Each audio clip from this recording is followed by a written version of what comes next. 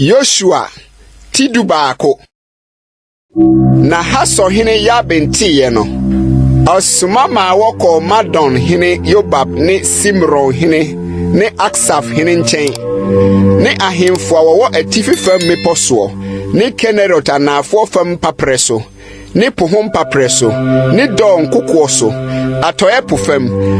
Kenanfo a wowo apuye ne atoye ne Amorifo ne Hetifo ne Perisifo ne meposo Yebusifo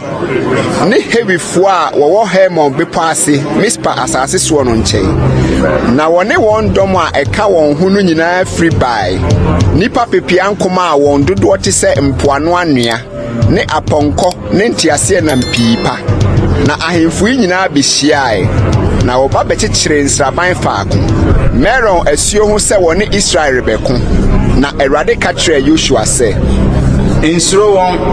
na ochina sese bre me na mema woku won nyina Israel ni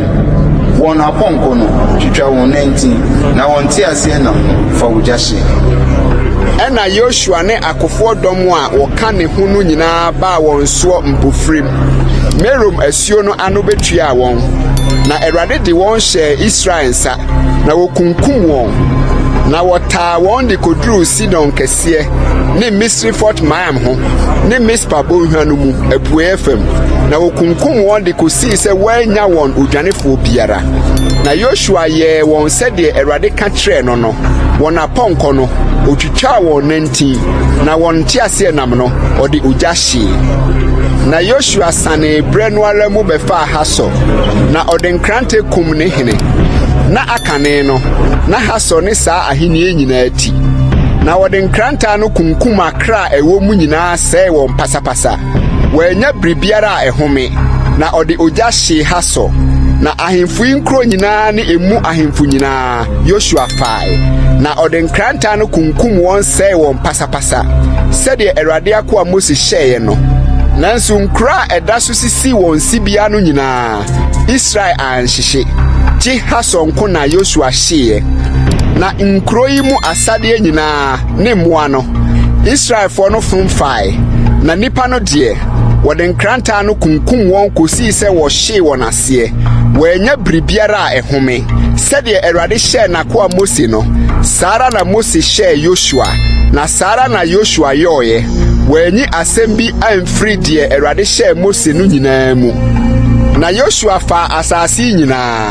mipono ne anafo nyina ne Gosen asase nyina ne pohom papre no ne mpapre so ne Israel mipo ne eho asase ta no efre bepo a esupeta a efroko se ho kosi Bagad Lebanon bonhwanu mu Hemon bepo ase na wona hemfu no nyina Yoshua fa won na obobo won kunkum won na bebre na Yoshua ne saa ahemfu yi koye krobiara ni ho a woni Israel fo di asomdwiesem gi hewifo a wote Gibeon no osem na wofa ne nyina na efre Erade se oprim wona koma se won kohia Israel okun mu na wasɛe won pasapasa na wanhu won mobo na mum wasɛe won sede Erade hye Moses no na Yoshua ba bre no mu betwitwa Anakfo no gufri mepo no so free Hebron Debe Anab ne Yuda mepo nyina ne Israel mepo nyina so na Yoshua sɛe won ne won kro nyina pasapasa wanya Anakfo Israelfo no asase so di Gaza ne Gad ne Asdod na ebikae na Yoshua fa asase ne nyina sede Erade ka kire Moses no nyina na Yoshua chiche mu ma Israel ma no ye won ajapade sede won chiche mu tie won musuakuo no mu na asase no so jufri akodie mu